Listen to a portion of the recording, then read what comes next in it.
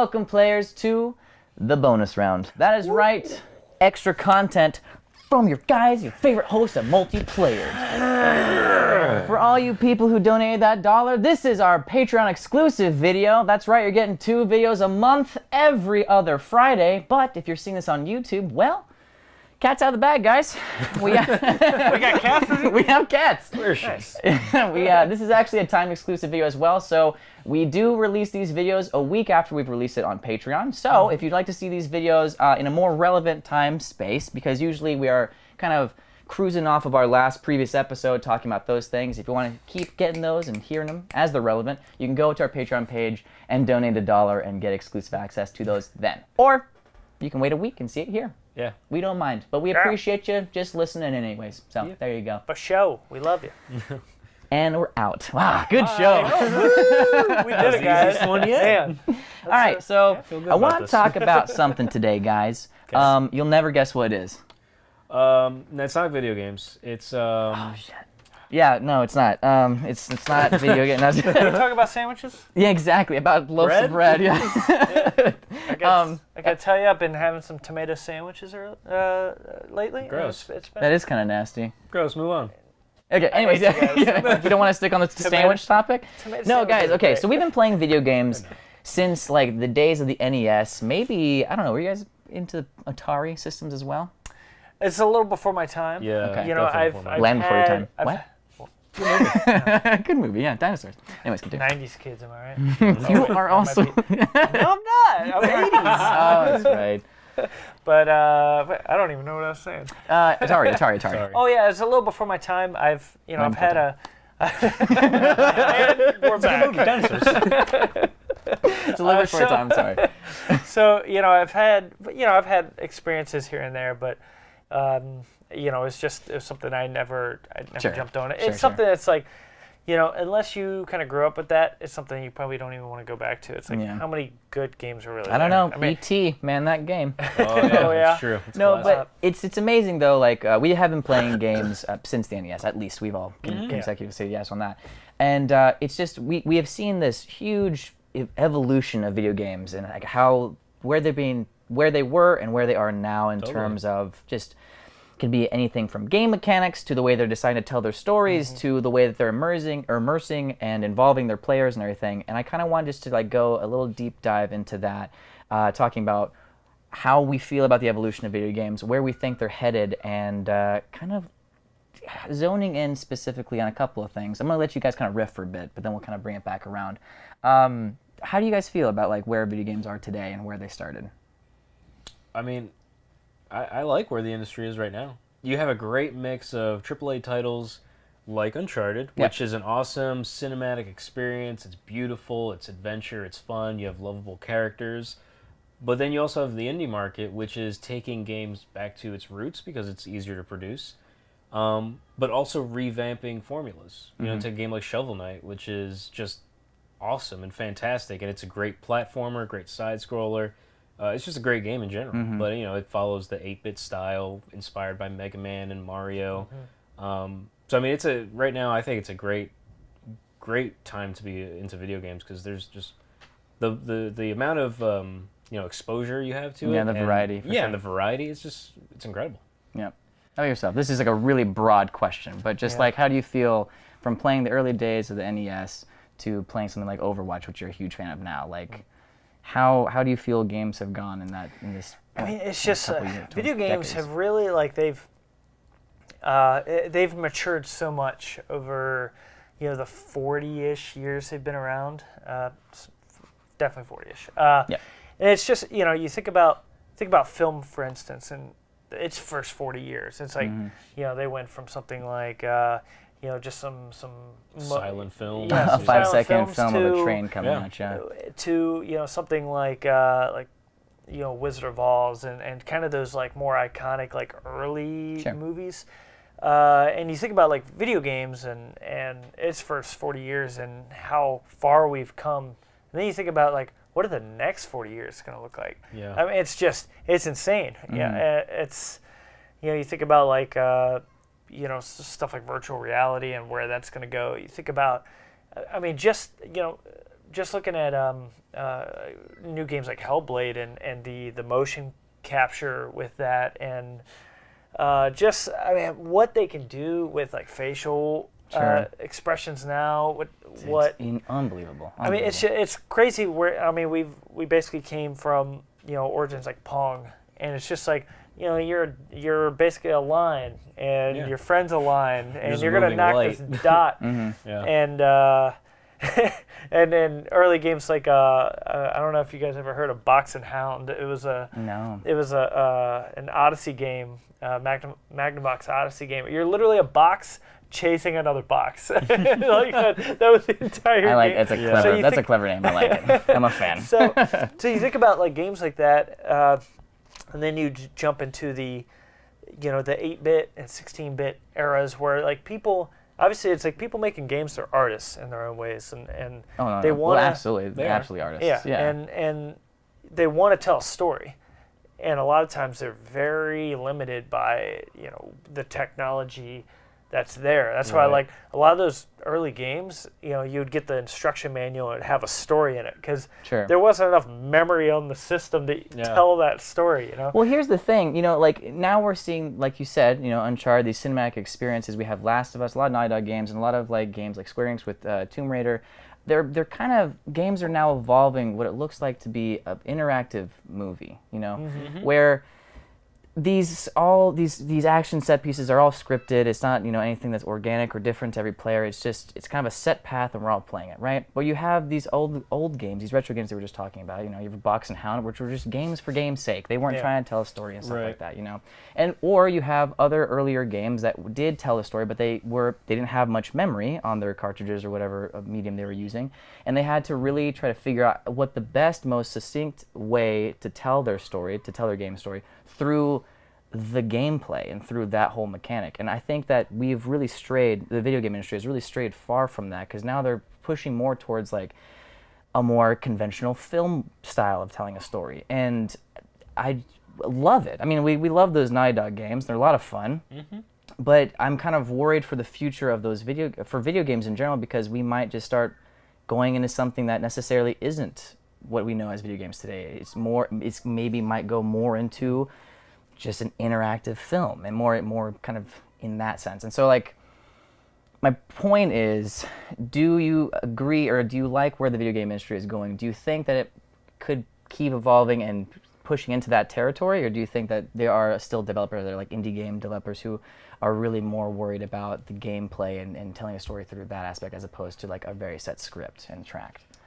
Well, I mean, it's such a subjective kind of thing, because essentially video games have always been like movies that you take control of a character, because there's always story, there's always a goal, there's always the hero's journey in some aspect, I mean, and like you said, even though older games had limited resources, that just meant they were more creative with how the story was told. Exactly, yeah. So like we talked about this before, like Metroid, it's such a perfect example of limited resources but an amazing way to tell a story, because they used art direction, they used minimal music but lots of sound, which created the feeling of isolation. You have a faceless character, there's no interaction, she doesn't talk to anybody, nobody talks to you, you just go and you realize that you have these monsters that you're trying to fight and they're trying to kill you.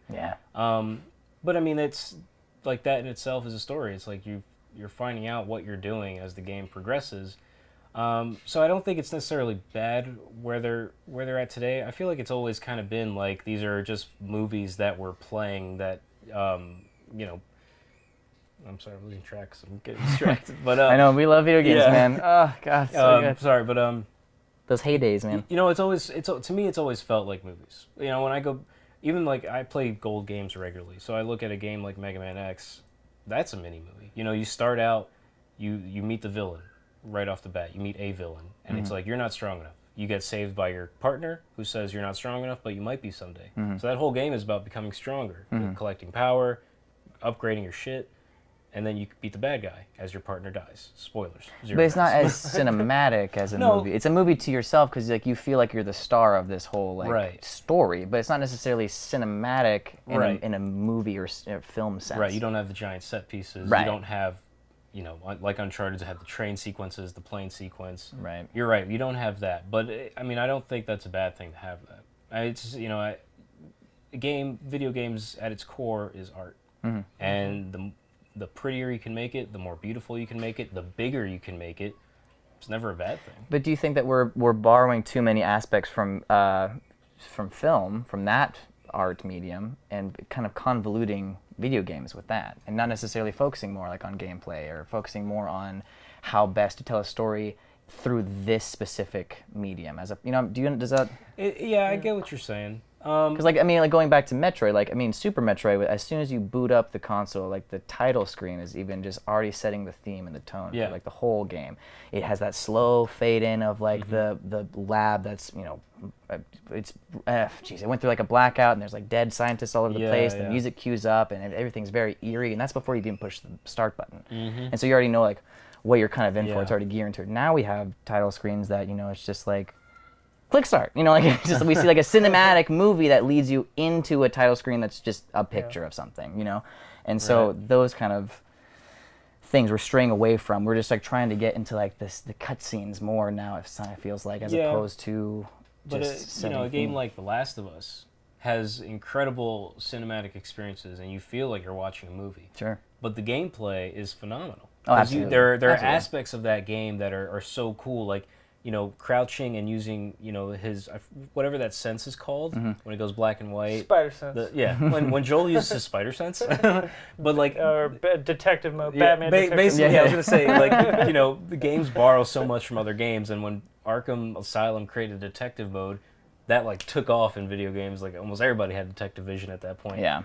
But it's a really cool aspect that you don't see in other games, and the way that you can customize it to fit in your game. So it's like, all right, this guy doesn't have detective mode, obviously, but he might have really good ears, which could help him out. It's Joel mode. He's got mode. Perfect pitch, man. I saw you. But I mean, I don't think, so there's aspects like that where like games, and to create stuff, you have to find cover because you're literally crouching down, opening your backpack and making shit. So it's I mean, you are. But those kind of aspects, to tweak a game to make it different, to make it more realistic, because that's what we're going for, right? Is as realistic as possible. I think that these modern video games, especially with Naughty Dog, are much more accessible to a wider audience as opposed to just gamers. Because I remember when I played The Last of Us and I introduced that game because I loved it so much. I loved the story. Right. I introduced that game to my family, my friends, people who were non-gamers, and I was like, okay, look, I have to show this to you. And they go, oh god, okay, another game. And I go, no, you're gonna like it. Yeah. And I would show them the first like cutscene, and they'd be like, okay, keep going. So it's like much more accessible in that aspect. It makes the games much more mainstream and widens the net, know. But it's not necessarily using game mechanics and that medium to its full extent in terms of like a video game like Metal Gear. That is a very cinematic experience. Metal Gear Solid is a very cinematic experience. However, the way that it immersed the players into playing was, actually, it's not a very good example because that's such a great. Yeah, it was pretty good. God, I just want to talk about it. I love that game. When they fourth wall break in that game, it's amazing. They really involve you.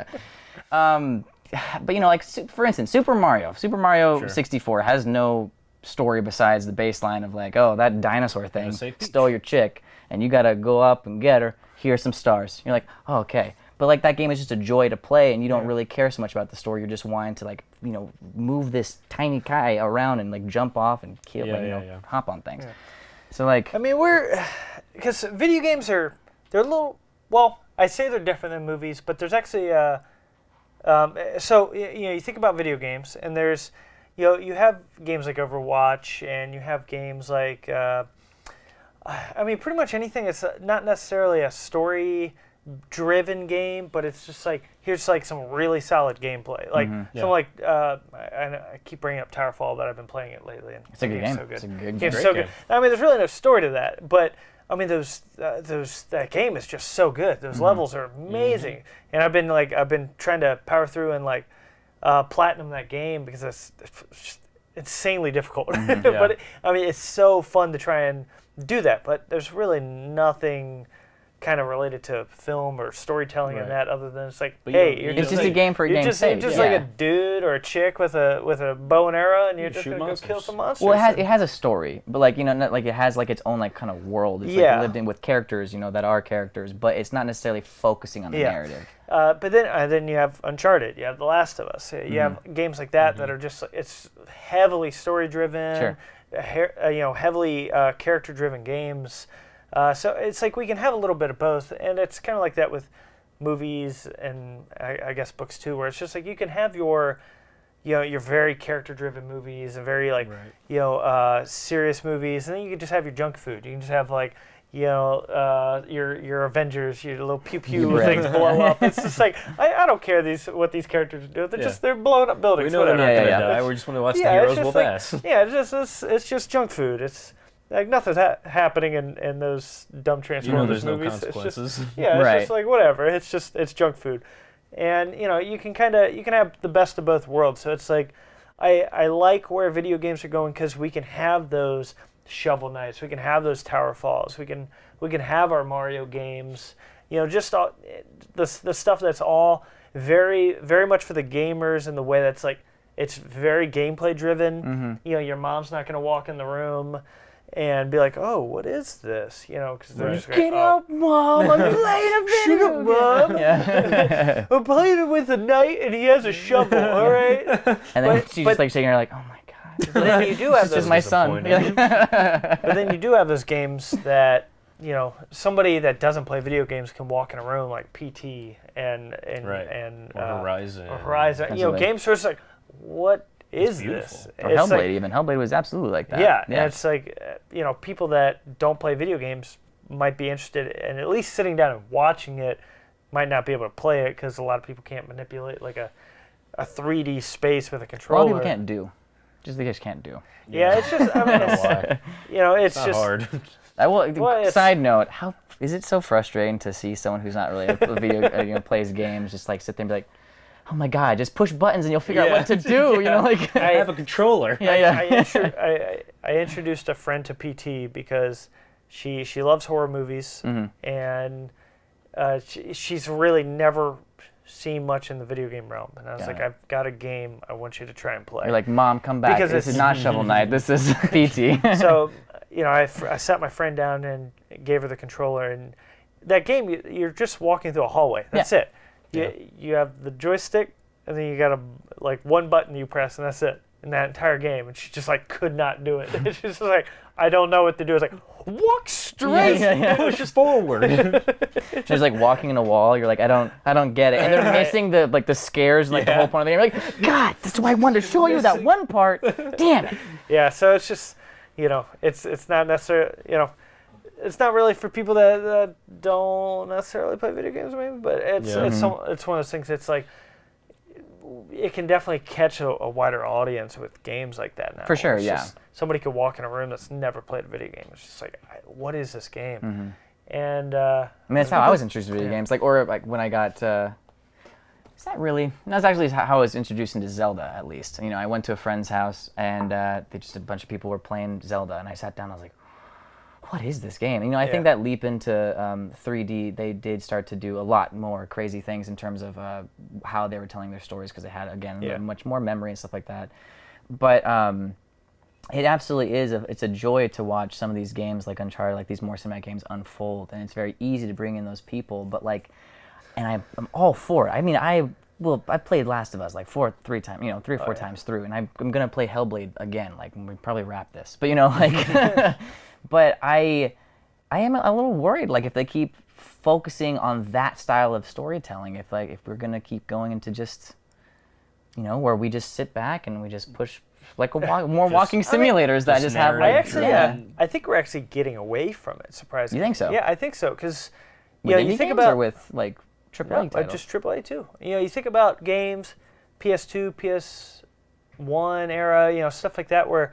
It's like, okay, we need to tell a story. Here's the gameplay, and here's our 4-minute cutscene we have to load. Right. But now we're getting to a point with games where it's like they can tell a story within the gameplay now. They can tell a story. There's actually a really good part in The Last of Us, and I know that had cutscenes, but there's a great part in The Last of Us, and there were many. We but can't I'm stop just talking about that game. It's so good. It's so good. But there's one part where it's, there's so many times in that game where you're trying to push something over to a wall so you can climb up, and you need to give somebody a boost.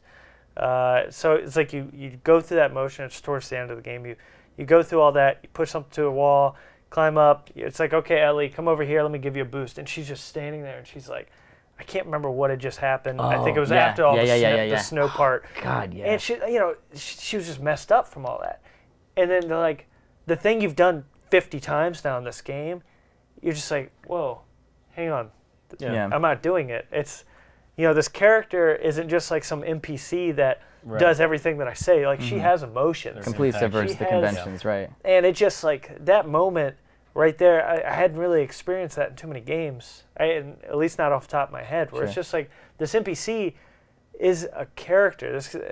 They've developed her into just a human. And it's just like, it was such a good moment outside of a cutscene. And it's like, I think with the more technology we have with video games, we're going to just get closer and closer to that. Versus stuff like, like Heavy Rain was great, but a lot of it was very,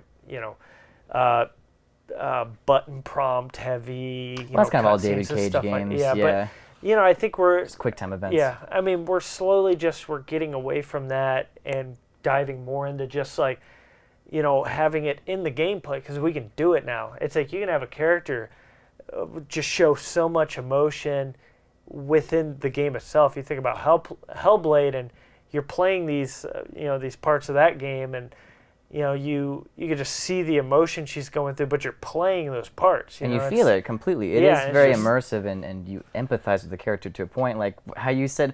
I hadn't gotten to that point in the game yet, but when we were talking about it on the show, and you're like, you just want this girl to end the journey, just get there, because you feel so bad. I'm like, towards the end, you're just like, my God, woman, please, like, put your sword down, go home. Take a nap, you've earned it, But I do think that there have been like a lot of great games that have like melded those two. Of course, Naughty Dog are much more.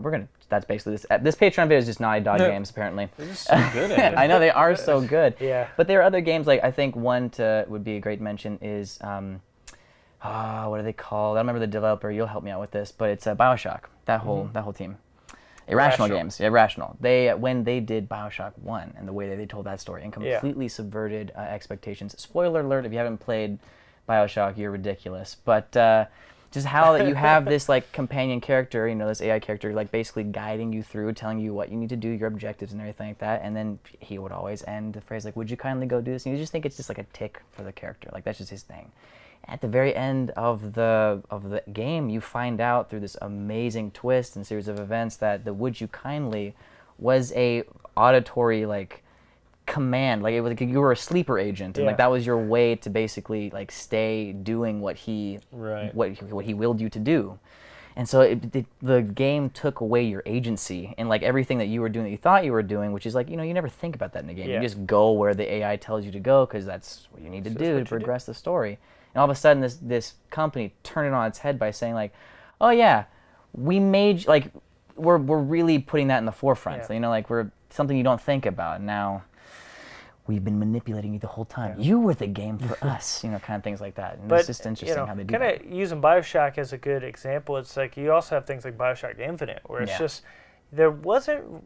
Not that I remember. There were only like a few actual like cutscenes and stuff. But a lot of it was just these characters walking through this world, talking, and you look over at. I want to say her name was Ellie, but it's not Ellie. They're all Ellie. Elizabeth. Close enough. It's close enough. I was close. But you look over at Elizabeth, and she's going through something. You see her; she's just standing there.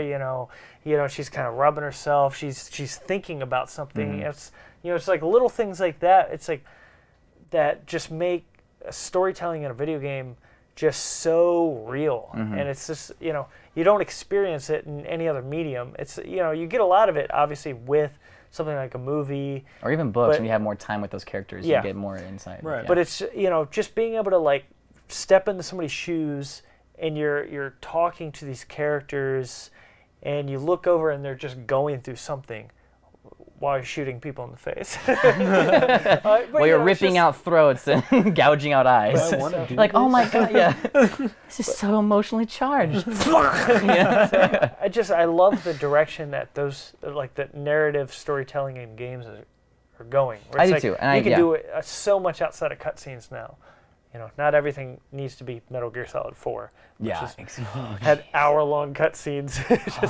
I love that game, but a little. So last words real quick. So you're pretty much of the mentality that you don't think that games are going to eventually not be games anymore and just be interactive movies. You think that they're going to go on this trajectory and continue to be. I think we've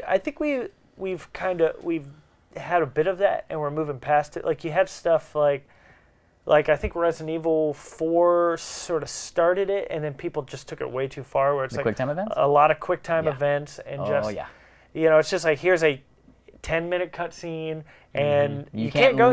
Don't use the bathroom because somebody's gonna punch you in your face, and you're gonna die if you don't push A at the right time.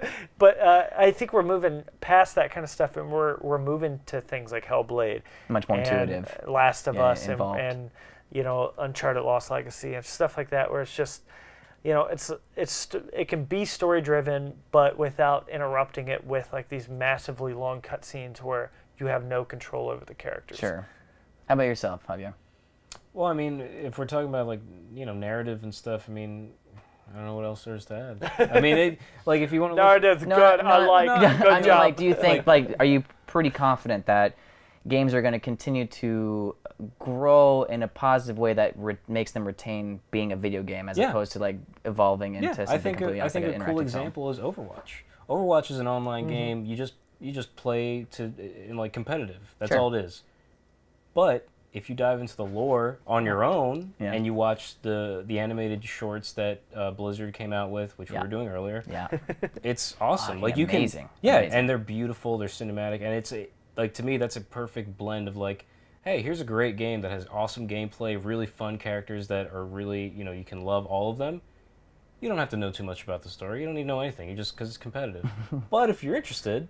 Here's a bunch of lore that you can dive into on your own time. We won't force it on you. We won't force any cutscenes on you, but you can do it on your own time, and you'll probably enjoy it because they're really, really good. Yeah. So I mean, even doing something like that, I think is awesome for Blizzard to do that because it's we have this really fucking cool game. You don't need to know anything about it to play it. Sure. But if you want to, it's all there. Yeah. The great thing about that game is just the characters are so. Characters.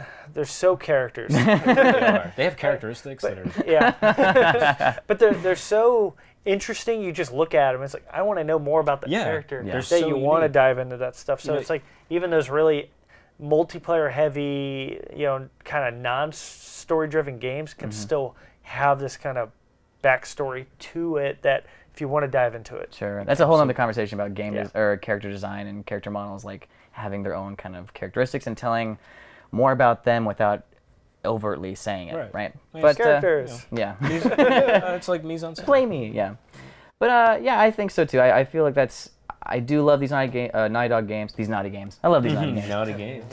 And I do enjoy when when video games do focus more on a narrative kind of path, but we'll just have to see in the next 40 years, like you said. Yeah. The next 40 years, I'm very interested to see where the industry's going to go. Especially everything with the advancement of technology. And, everything from mobile to home consoles to VR. I'm super interested to see all of it and sort of how it flourishes. Well, stick around, guys.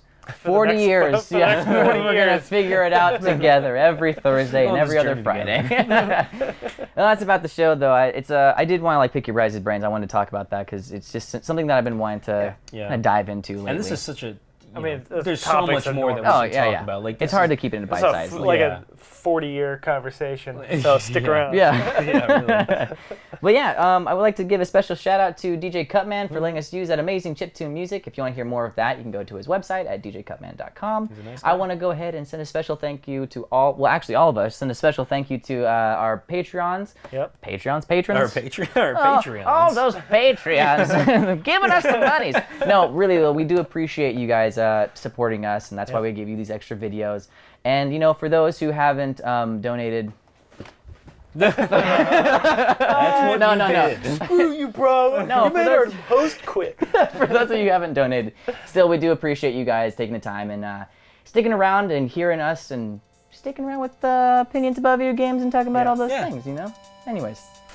But until next time, guys, we'll see you every other Friday, and we'll see you also every Thursday. Stay classy, and we'll see you at the Respawn. Later.